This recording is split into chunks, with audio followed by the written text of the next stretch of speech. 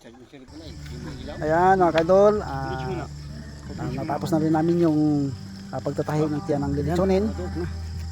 Dadalhin na namin dun mga kaidol sa salangan para maikot na yan.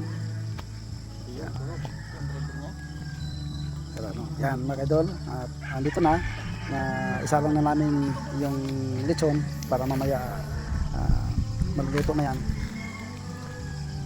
Ikakalap pa namin yung baga para naman ay magandang pagkakaluto. Yan.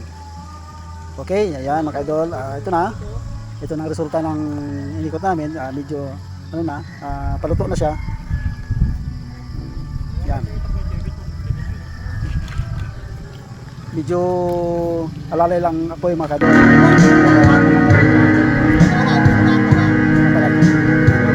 Nasa na namin ng langis yung barat para naman ay tuloy-tuloy ang pagpainin yan. Dahil mamaya, darating mamaya ang mga bisita, yan, maluto na siya.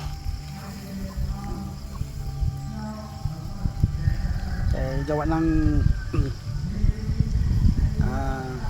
yung iba pa namin ng mga niluluto, doon naman sila sa kabila niluluto. Ito naman yung sa amin din sa dito naman kami nakatutok para naman ay magandang pagkaluto ng lechon.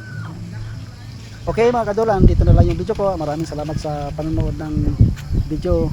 Thank you, bye for watching.